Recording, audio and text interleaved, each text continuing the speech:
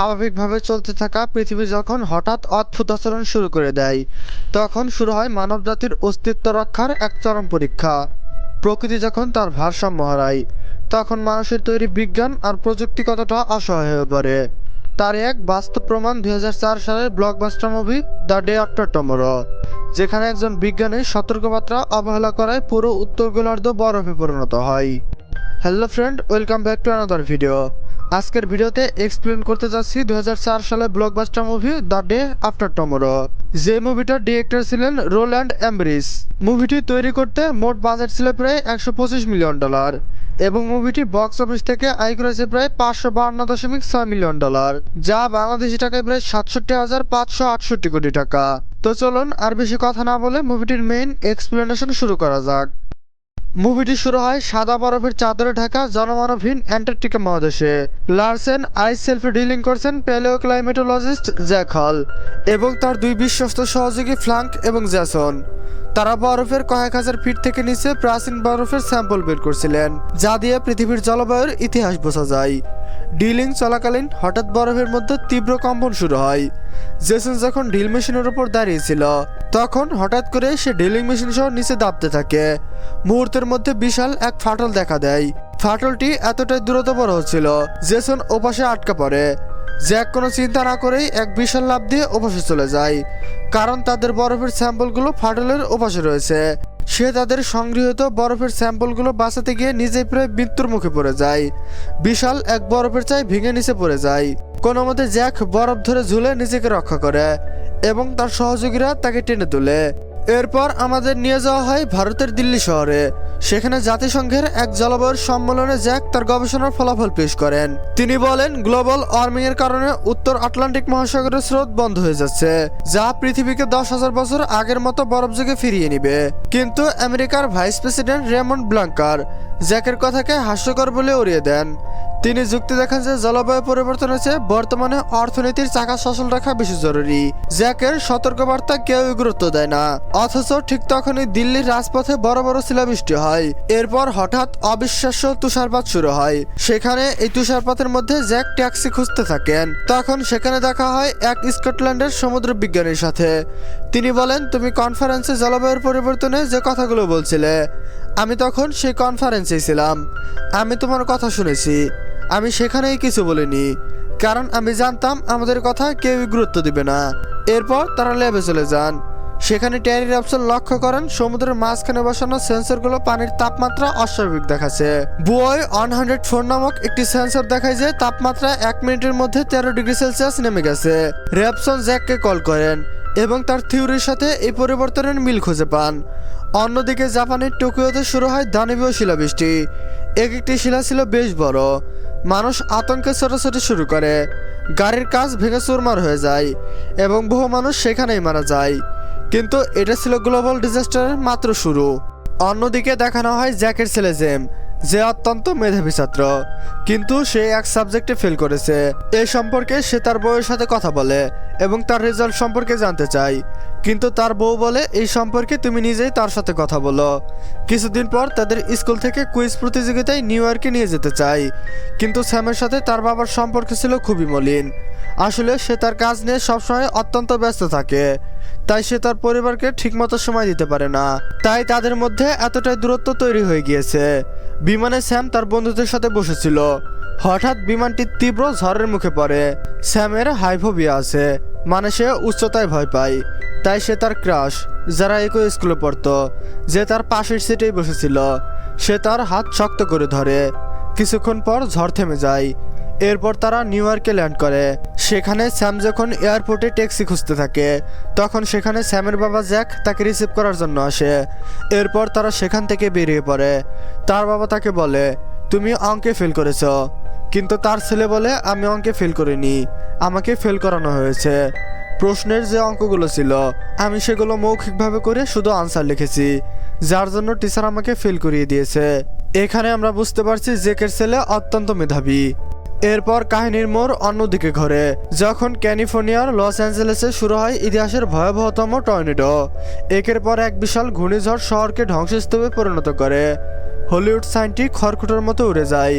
একজন রিপোর্টার যখন live news করছিলেন তখন তার চোখের সামনে একটি আস্ত বাস উড়ে এসে তাকে পিষে দেয়। মুহূর্তের মধ্যে আধুনিক একটা শহর যেন ধ্বংসের কবলে পড়ে যায়। লস অ্যাঞ্জেলেসের বিমানবন্দরও পুরোপুরি ধ্বংস হয়ে যায়, তাই সেখানে সমস্ত ফ্লাইটগুলো ক্যান্সেল করে দেওয়া হয়, যার জন্য স্যামরা সেখানেই আটকে যায়। সবচেয়ে ভয়ঙ্কর দৃশ্যটি ঘটে স্কটল্যান্ডে। ব্রিটিশ রাজপরিবারকে উদ্ধার করতে যাওয়া 3টি RAF হেলিকপ্টার মাঝ আকাশে বিপদে পড়ে। তাপমাত্রা এতটাই দ্রুত কমতে শুরু করে যে হেলিকপ্টারের ফুয়েল ট্যাঙ্ক জমে ইঞ্জিন বন্ধ হয়ে যায় এবং হেলিকপ্টারগুলো মাটিতে আছড়ে পড়ে। একজন পাইলট কম্পিউটার দরজা খুলে বাইরে বের হওয়া মাত্র 5 সেকেন্ডের মধ্যেই তার সারা শরীর জমে পাথর হয়ে যায়। তাপমাত্রা ছিল -150°C। র্যাপসন বুঝতে পারেন যে ঝড়ের কেন্দ্রে আকাশ থেকে সরাসরি শীতল বায়ু নিচে নেমে আসছে, যা সবকিছুকেই মুহূর্তের মধ্যে জমিয়ে দিচ্ছে। নিউ ইয়র্কে স্যাম এবং তার বন্ধুরা কুইজ যেতে সেলিব্রেট করছিল, কিন্তু হঠাৎ করে শহরের আকাশ কালো হয়ে যায়। হাজার হাজার পাখি শহর ছেড়ে দক্ষিণের দিকে উড়ে যেতে থাকে। প্রবল বৃষ্টির পর সমুদ্রের পানি বাড়তে থাকে। হঠাৎ এক বিশাল জলোচ্ছ্বাস বা সুনামি শহরের উপর আছড়ে পড়ে। মানুষ এবং গাড়িগুলো খেলনার মতো পানিতে ভেসে যায়। স্যাম, লরা এবং জেডি দৌড়ে নিউ ইয়র্ক পাবলিক লাইব্রেরিতে আশ্রয় নিতে যায়, কিন্তু লরার একটি গাড়ির নিচে পা আটকে যায়। ঠিক সেই মুহূর্তে দানবীয় পানির দেয়াল তাদের পিছনে চলে আসে। কোনো মতে তারা লাইব্রেরির বিশাল গেট দিয়ে ভিতরে ঢুকে প্রাণ বাঁচায়। জ্যাক হলের মডেল অনুযায়ী বুঝতে পারেন পৃথিবী এখন 3টি বিশাল সুপার স্টর্ম বা ঘূর্ণিঝড়ের কবলে। তিনি সরাসরি হোয়াইট হাউসে গিয়ে প্রেসিডেন্ট এবং ভাইস প্রেসিডেন্টের সাথে দেখা করেন। জ্যাক ম্যাপে একটি লাইন টেলে বলেন, এই লাইনের উপরে মানুষের বাঁচার আর কোনো উপায় নেই, একমাত্র উপায় হলো দক্ষিণের উষ্ণ অঞ্চলে পালিয়ে যাওয়া। ভাইস প্রেসিডেন্ট তখন এটি বিশ্বাস করতে চাইছিলেন না, কিন্তু জ্যাক তাকে বাস্তব উদাহরণ দিয়ে চুপ করিয়ে দেন। মেক্সিকোর সীমান্ত খুলে দেওয়ার বিনিময়ে আমেরিকার সব ঋণ মৌকুব করার শর্তে মানুষ দক্ষিণের দিকে পালাতে শুরু করে। নিউ ইয়র্ক লাইব্রেরিতে শত শত মানুষ আশ্রয় নিয়েছিল, কিন্তু স্যাম জানতো যে বাইরে গেলে সবাই মারা পড়বে। স্যাম তার বাবার নির্দেশ মতো সবাইকে ভেতরে থাকতে বলে, কিন্তু খবর শুনে বেশিরভাগ মানুষই লাইব্রেরি ছেড়ে বাইরে তুষারের মধ্যে বের হয়ে যায়, যারা পরবর্তীতে সবাই জমে মারা যায়। স্যাম, লরা এবং হাতে গোনা কয়েকজন ভেতরে থাকে। তারা লাইব্রেরির হাজার হাজার বই পুড়িয়ে ফায়ার প্লেসে আগুন জ্বালায়। এদিকে জ্যাক তার 2 বন্ধুকে নিয়ে ওয়াশিংটন থেকে নিউ ইয়র্কে রওনা হন। পথে বরফের কারণে তাদের গাড়ি আটকে যায়, তাই তারা পায়ে হেঁটে বাকি পথ যাওয়ার সিদ্ধান্ত নেন। পথে তুষারঝড়ের তীব্রতায় তারা কিছুই দেখতে পাচ্ছিলেন না। তারা একটি পরিত্যক্ত শপিং মলের কাছের উপর দিয়ে হাঁটার সময় হঠাৎ কাঁচ ভেঙে ফ্ল্যাঙ্ক নিচে পড়ে যায়।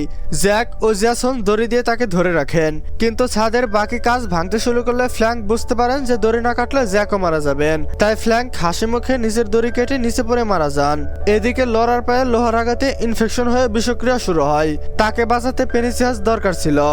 স্যাব এবং তার বন্ধুরা লাইব্রেরির পাশে বরফে আটকে থাকা সোকল নামের একটি রাশিয়ান জাহাজে যায় মেডিসিন খুঁজতে। সেখানে ছিল একদল ক্ষুধার্ত নেকড়ে, যারা এই তীব্র প্রতিকূল আবহাওয়ায় নিজেদের মানিয়ে নিয়ে বেঁচেছিল। তারা স্যাম ও তার বন্ধুদের উপর হামলা করে। স্যাম বুদ্ধিমত্তার সাথে একটি কামরায় নেকড়েদের আটকে দেয় এবং মেডিসিন ও খাবার নিয়ে ফিরে আসে। ঠিক সেই সময় তাপমাত্রা -150°তে নেমে যায়।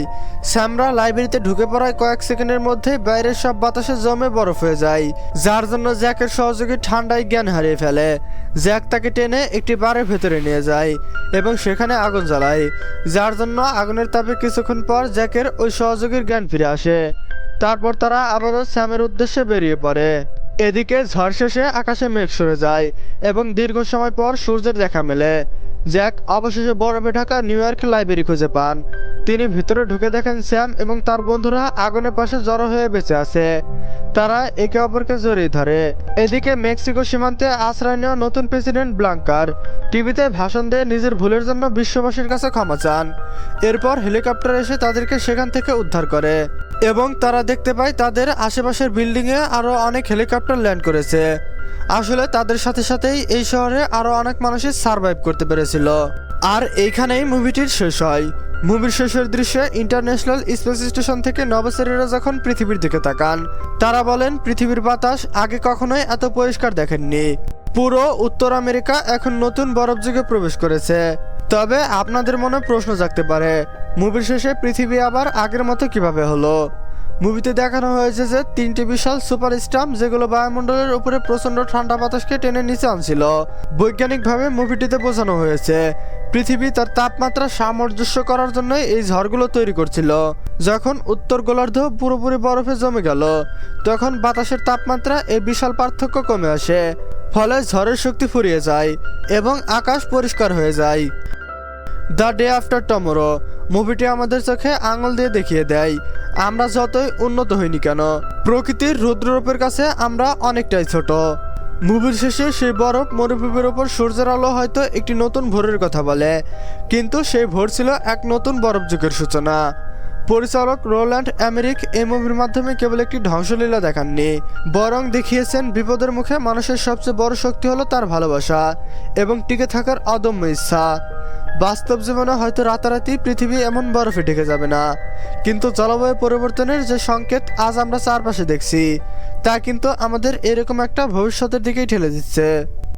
এই মুভিটি নিয়ে আপনাদের মতামত কি? আপনি কি মনে করেন মানুষ সত্যি একদিন প্রকৃতির এমন ভয়াবহ প্রতিশোধের মুখে পড়বে? কমেন্ট সেকশনে আপনার মতামত আমাদের সাথে শেয়ার করতে পারেন। আজকের এই সিনেমাটি আপনাদের কাছে কেমন লাগলো তা জানাতে ভিডিওতে একটি লাইক দিতে পারেন। আর আপনি যদি আমাদের চ্যানেলে নতুন হয়ে থাকেন এবং এমন মুভি এক্সপ্লেনেশন ও সার্ভাইভাল স্টোরি আরও দেখতে চান, তবে এখনই সাবস্ক্রাইব করে পাশে থাকা বেল আইকনটি প্রেস করে রাখুন। দেখা হবে খুব শীঘ্রই অন্য কোনো নতুন মুভি, নতুন কোনো গল্পের এক্সপ্লেনেশন নিয়ে। ততক্ষণ পর্যন্ত সবাই সুস্থ থাকুন, সচেতন থাকুন এবং প্রকৃতির যত্ন নিন। ধন্যবাদ।